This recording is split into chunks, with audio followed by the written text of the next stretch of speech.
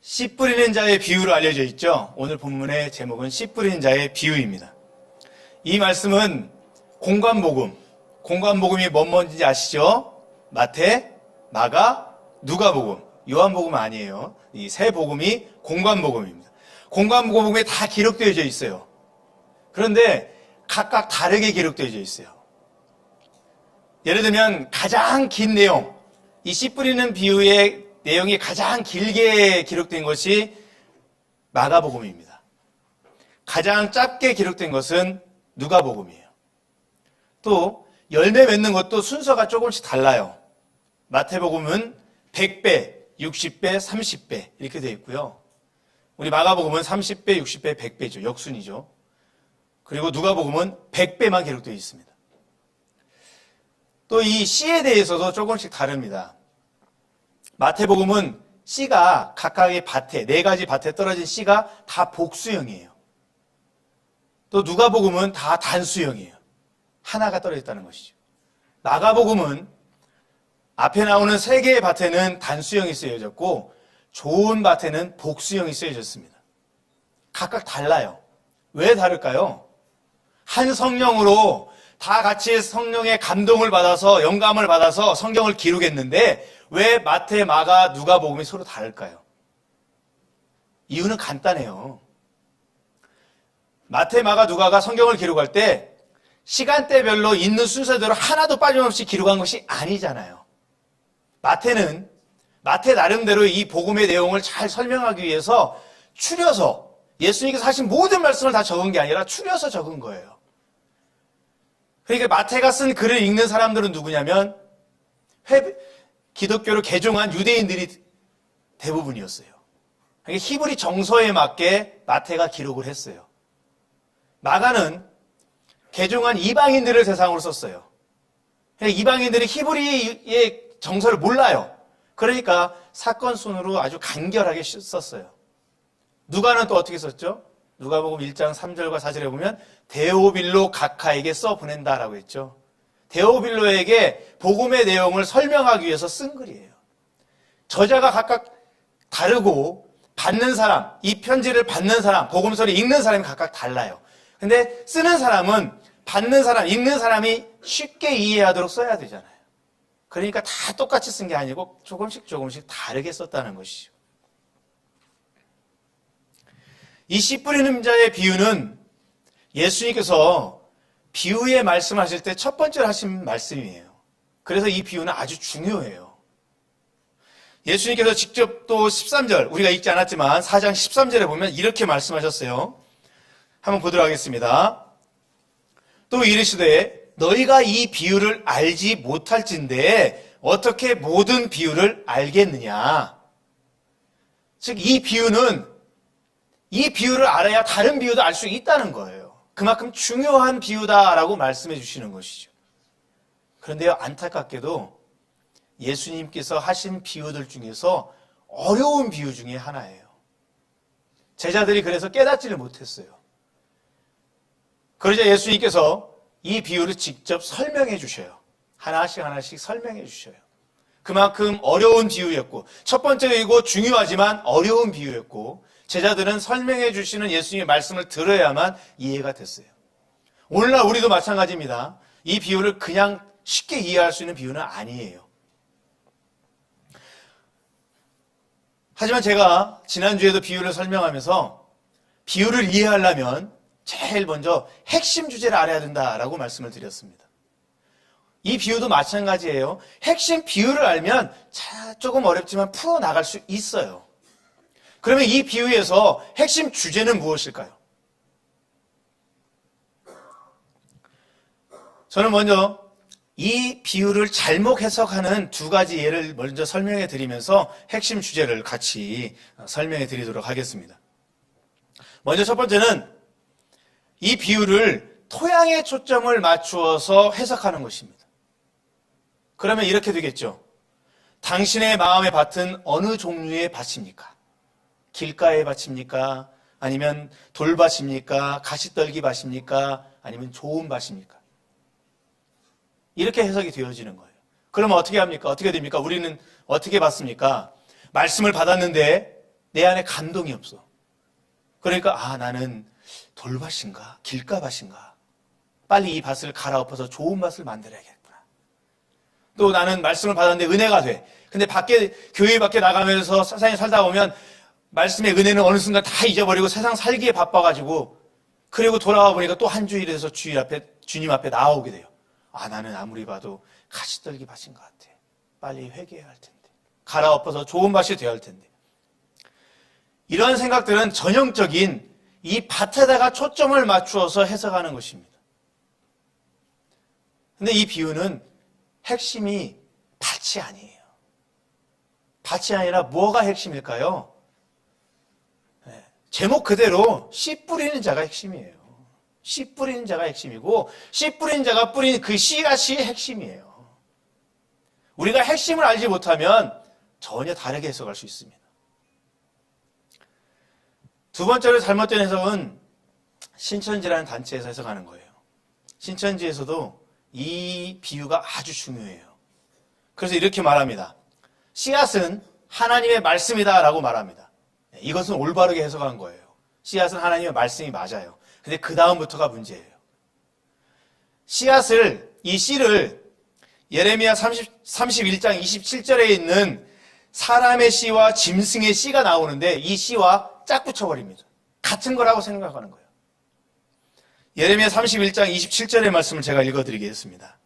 여호와의 말씀이니라. 보라, 내가 사람의 씨와 짐승의 씨를 이스라엘 집과 유다 집에 뿌릴 날이 이르리니, 사람의 씨와 짐승의 씨를 이스라엘 가운데 뿌릴 날이 올 것이다 라는 말이에요.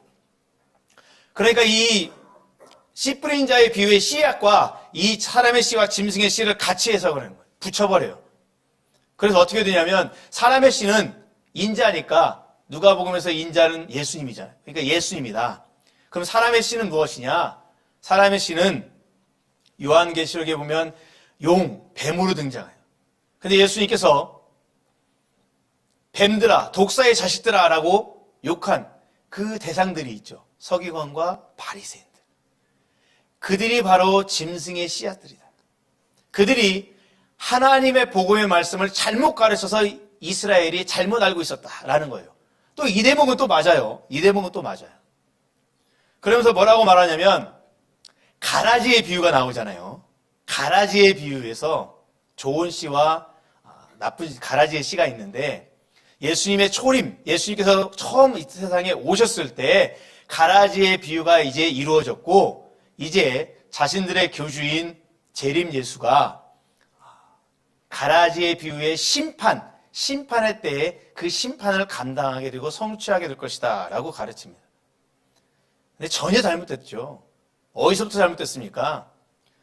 씨 뿌린 자의 비유의 씨와 예레미야 31장 27절에 있는 씨, 이 씨를 같게 보는 것에서부터 잘못됐죠. 성경을 해석하려면 단어 하나가 같다고 다 똑같은 것이 아니죠. 문맥에서 뜻을 찾아야 되잖아요. 예레미야 31장 27절은 전혀 다른 뜻이에요. 전혀 다른 뜻이에요. 성경을 내가 좀 잘 모를 때 어떻게 해야 됩니까? 성경을 아무리 봐도 모르겠다. 그러면 좀 더 쉽게 번역된 번역본 성경을 좀 보세요. 우리 스마트폰에 보면 무료 어플들 얼마나 많이 있습니까? 그거 다운받아서 그것만 봐도 금방 알 수 있어요. 예레미야 31장 27절의 말씀을 제가 공동번역 성경으로 읽어드리겠습니다. 어떤 뜻인지 바로 드러나요. 앞으로 이런 날이 오리라. 내가 분명히 말해둔다.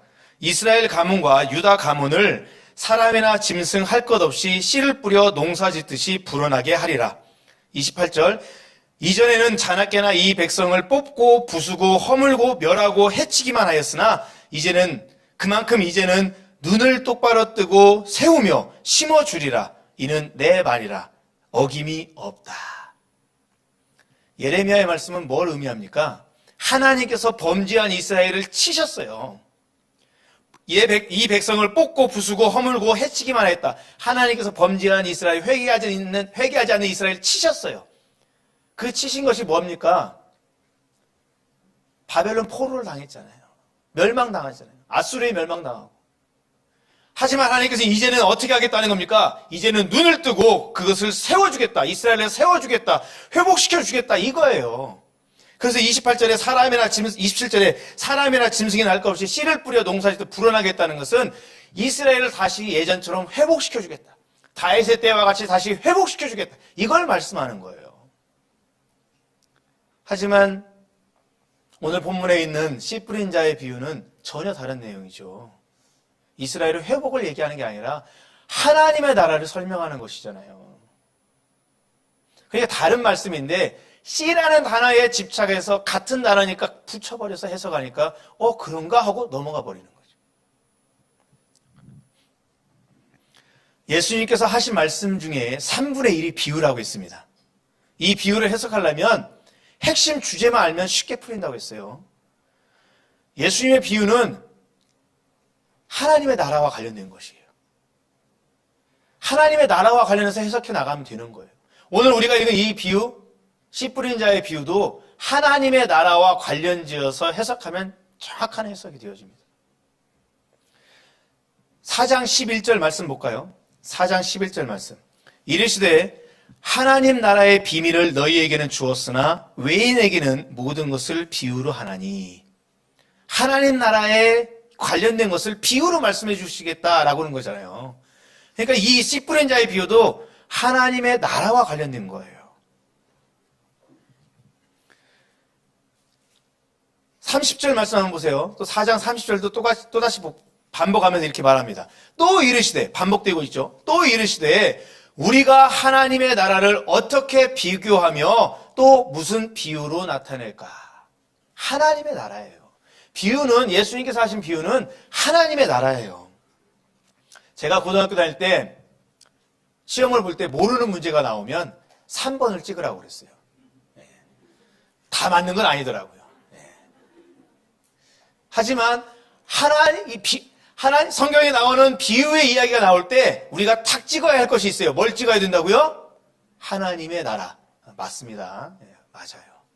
하나님의 나라 찍으면 맞습니다. 그러면 이 하나님의 나라와 관련해서 씨 뿌리는 자의 비유의 핵심이 씨 뿌리는 자와 씨라고 했는데, 씨앗이라고 했는데 하나님의 나라와 관련해서 해석하면 되어지는 거예요. 먼저 이 씨를 봅시다. 4장 14절에 보면 이 씨에 대해서 예수님께서 이렇게 말씀합니다. 합독합시다. 시작. 아멘. 뭘 뿌리는 거예요? 말씀을 뿌리는 데 있죠. 그럼 씨앗이 말씀이잖아요. 말씀. 어떤 말씀이 있어요? 하나님 나라의 말씀이 있는 거죠. 하나님 나라에 관한 말씀이에요.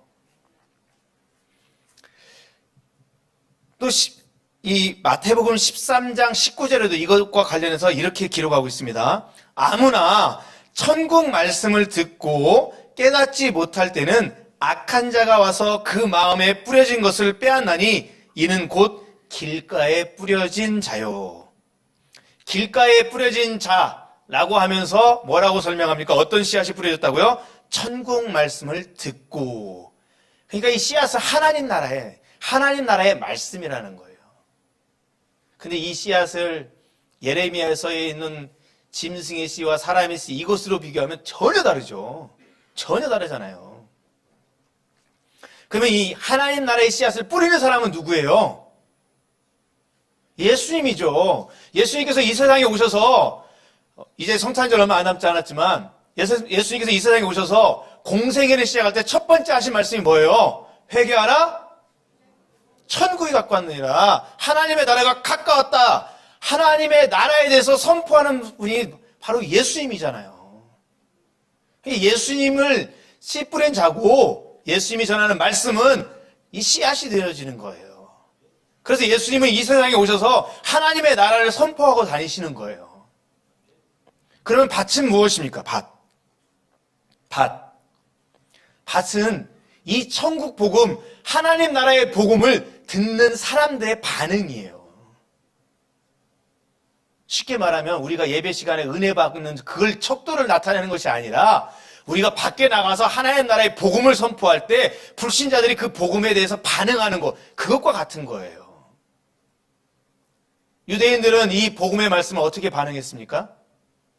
어떤 사람은 택도 없다고 받아들이지 않았죠. 거부함, 길가에 뿌려진 거예요. 어떤 사람은 그런가? 조금 반응을 보여요. 그러나 곧 믿음도 없고 신앙도 없어 타버린 돌밭과 같은 거죠. 어떤 사람은 그런가 보다. 이제부터 내가 이제 예수를 따라야겠다 이렇게 생각했는데 뒤돌아서 생각해 보니까 삶을 살다 보니까 또 그게 아닌 것 같아. 가시떨기에 떨어진 사람이죠. 어떤 사람은 이 복음의 말씀을 듣고 받아들여요. 회개하고 예수 그리스도를 나의 주, 나의 하나님을 받아들여요. 이제 하나님 나라의 백성이 되고 자녀가 되어져요. 이게 바로 좋은 밭에 떨어진 사람이죠. 베드로 한번 보세요. 예수님께서 순환에 대해서 설명하실 때 베드로가 주여 그리하지 마옵소서 거부했죠. 그리하지 말라고, 십자가 지지 말라고 했죠. 그런 베드로가 예수 그리스도가 어떤 분이셨다는 것을 성령의 충만함을 받고 깨닫게 되어지자 어떻게 했습니까? 나가서 담대히 복음의 말씀을 전파했죠. 그러자 3,000명이 회개하고 5,000명이 회개했어요. 한 사람이 회개해서 한 사람이 하나님의 증거자가 되어지니까 어떻게 됐습니까? 3,000명, 3,000배, 5,000배가 되어지는 거예요. 오늘 우리의 본문은 그것을 말하는 거예요. 30배, 60배, 100배 그 이상의 열매를 맺는 거라는 거죠. 이 말씀은 우리가 예배 시간에 말씀을 받고 은혜 받는 것을 나타내는 밭의 중심이 있는 것이 아니에요. 이것은 하나님의 나라, 그리고 하나님의 나라를 선포하고 가르치시는 예수님이 전하는 그 말씀과 관련된 거예요. 씨 뿌리는 자가 나가서 씨를 뿌렸다는 것, 그리고 그 씨가 여러 종류의 밭에 떨어졌다는 것은 이미 예수님을 통해서 메시아의 사역이 시작되었고 메시아이신 예수 그리스도를 통해서 하나님 나라가 이미 시작되었다라는 것을 말해주는 것입니다. 그런데 문제가 있어요. 이 말씀을 예수님의 제자들도 이해하지 못했는데 유대인들이 이 말씀을 이해할 수 있었느냐? 그렇지 않다는 것이죠. 유대인들의 메시아관을 이해하면, 우리가 알고 있으면 이 유대인들은 절대 예수를 인정할 수가 없어요. 유대인들은 메시아의 나라가 미래에 임할 거라고 생각을 했어요. 미래에. 지금 현 시대, 예수가 지금 전하는 이 시대에 이루어질 것이 아니라 먼 미래에 이루어질 것이다 라고만 생각했어요. 그 이유가 있죠. 왜냐하면 유대 민족이 멸망당하고 난 뒤에 북왕국 이스라엘은 아수르에 멸망당했죠. 좀 더 일찍 멸망당했죠. 남왕국 유다국 멸망당했습니다. 어떻게 됩니까? 그때부터 바벨론의 지배를 받았고 그 위에는 페르시아의 지배를 받았고 그 다음에는 헬라, 우리가 잘 아는 알렉산더 대왕이 헬라 시대죠. 헬라의 지배를 받았고 그 다음에는 로마의 지배를 받았어요. 그러니까 유대 나라가 멸망당하고 난 뒤에 예수님이 오시기까지 거의 한 600에서 700년 동안 이 사람들은 계속 식민지 생활을 해온 거예요. 그러면 메시아가 와서 새하늘과 새 땅이 이루어지는 그 시대는 언제예요? 이 식민지에서 독립하는 그날이겠죠. 그런데 현실은 어땠습니까? 예수님 당시에 유대 민족의 현실은 어땠어요? 강력한 나라, 로마라는 나라의 지배를 받고 있었잖아요. 그들의 유대인들의 눈으로 보기에는 이 로마라는 나라가 무너질 기미가 하나도 안 보이잖아요. 독립할 수 있는 그런 희망이 하나도 안 보이잖아요. 유대민족이 메시아가 오면 전 세계에 흩어져 있는 유대민족이 다 예루살렘으로 모여들 것이다 라고 했는데 돌아올 기미가 하나도 안 보이잖아요. 이런 상태, 유대인들은 또 이방 민족의 지배를 받으면서 괴롭힘을 받고 있는 이 시대에 난데없이 예수라는 사람이 나타나서 내가 메시아다, 하나님의 나라가 임하였다라고 전하는데 누가 그것을 믿겠냐고요. 유대인들이 믿을 수가 없는 거죠. 그런데 예수님은 그들을 향해서 씨 뿌린 자의 이 비유를 통해서 하나님의 나라가 이미 이 땅에 왔고 하나님 나라의 복음은 이미 뿌려졌다라고 선포한 거예요.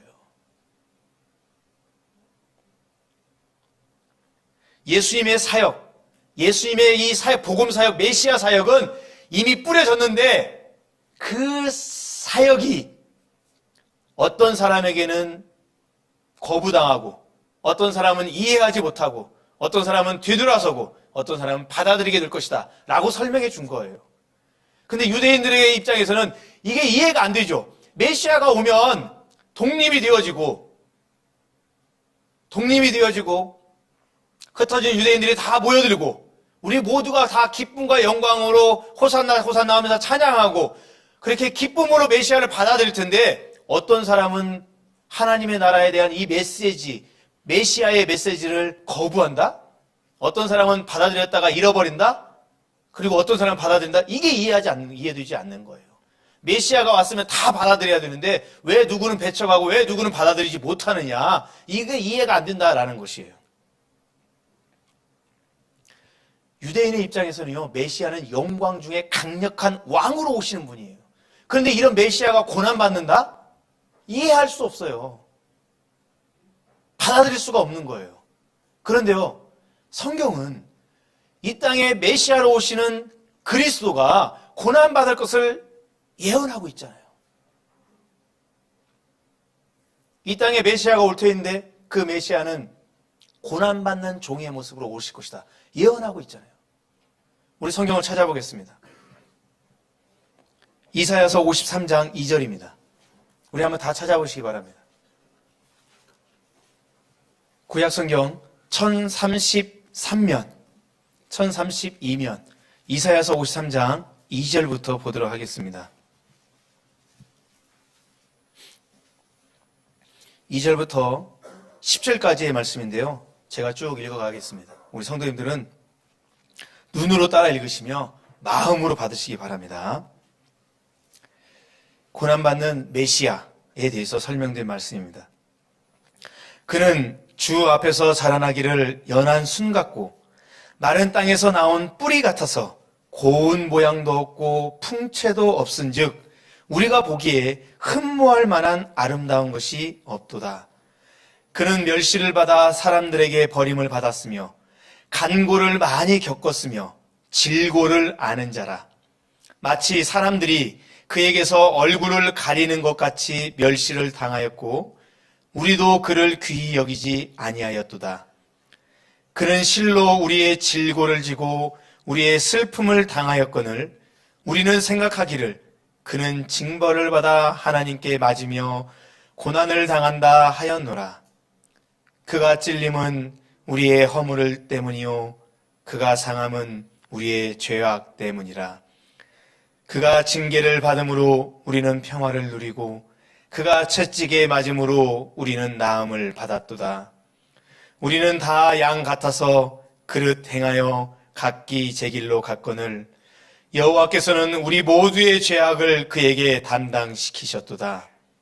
그가 곤욕을 당하여 괴로울 때에도 그의 입을 열지 아니하였으며 마치 도수장으로 끌려가는 어린 양과 털 깎는 자 앞에서 잠잠한 양같이 그의 입을 열지 아니하였도다. 그는 곤욕과 신문을 당하고 끌려갔으나 그 세대 중에 누가 생각하기를 그가 살아있는 자들의 땅에서 끊어짐은 마땅히 형벌받을 내 백성의 허물 때문이라 하였으리요. 그는 강포를 행하지 아니하였고 그의 입에 거짓이 없었으나 그의 무덤이 악인들과 함께 있었으며 그가 죽은 후에 부자와 함께 있었도다. 여호와께서 그에게 상함을 받게 하시기를 원하사 질고를 당하게 하셨은즉 그의 영혼을 속건 제물로 드리기에 이르면 그가 실을 보게 되며 그의 날은 길 것이요 또 그의 손으로 여호와께서 기뻐하시는 뜻을 성취하리로다. 아멘. 할렐루야. 아멘. 분명히 성경에는 메시아에 대해서 고난받고 십자가에서 속건제물, 속죄제물이 되어주실 것을 예언하셨습니다. 그런데 이스라엘 백성들이 메시아를 그토록 갈망하면서도 그 이스라엘 백성들이 그 하나님을 알아보지 못했어요. 그들의 눈을 막고 눈을 감고 귀를 막고 마음을 닫아버려서 현실만 바라보고 이 로마의 통제 아래에 있는 이 현실에서 우리를 왕처럼 오셔서 구원해 줄 메시아만 바라보았던 거예요. 성경에는 분명 기록되어 있는데 이 성경의 말씀에는 눈 막고 귀 막고 마음을 닫아버렸던 것입니다. 그러자 어떤 일이 벌어졌습니까? 이 땅에 구세주로 오신 예수 그리스도, 메시아로 오신 예수 그리스도, 제6격을 가지신 성자 예수 그리스도를 메시아가 아니다, 그는 거짓 교사다, 십자가에 못 박아 죽여라 외쳤죠. 하나님의 오묘하신 뜻은 그들의 그 거부함을 통해서 십자가의 구원을 이루어 주셨습니다.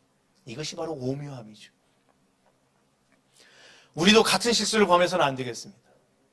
우리가 성경에 있는 말씀들 가운데 우리를 향한 축복의 말씀에는 눈 뜨고 귀를 기울이고 마음을 열고 받으면서도 우리를 향한 하나님의 희생의 말씀, 섬김의 말씀, 봉사의 말씀들에 대해서는 우리가 눈 감고 귀 막고 마음을 닫아버린다면 우리가 이 유대인들과 별반 다를 게 무엇이 있겠습니까?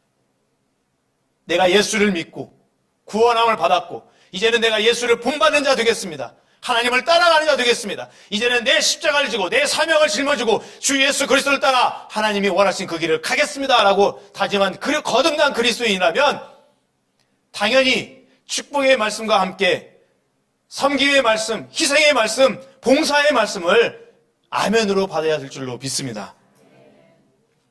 말씀을 정리하도록 하겠습니다. 걸어간 샘 성천교회 성도 여러분, 씨 뿌리는 자의 이 비유를 통해서 내 신앙을 한번 되돌아봤으면 좋겠습니다.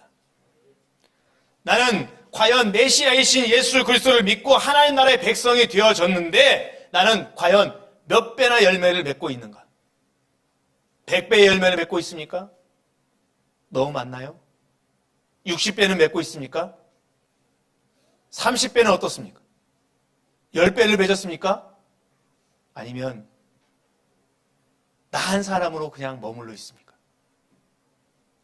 예수님께서는 이 천국의 비밀이, 천국의 이 비밀의 말씀이 전파되는 곳에 분명 복음을 받아들인 사람에게는 30배, 60배, 100배, 아니 3000배, 5000배, 10,000배 이렇게 전파될 것이다. 확장될 것이다 라고 말씀드렸습니다.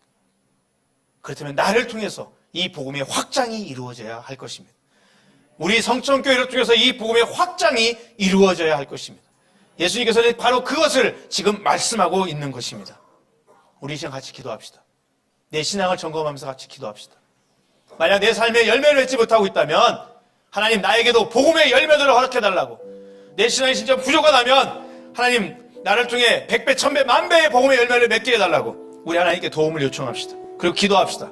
또 내가 하나님 앞에 눈 감고 귀 막고 있었던 그 모든 것들을 내려놓고 하나님의 말씀으로 받고 그 앞에 온전히 순종하는 믿음의 자세를 갖게 해달라고 우리 주여 한번 부르시고 같이 기도합니다. 주여!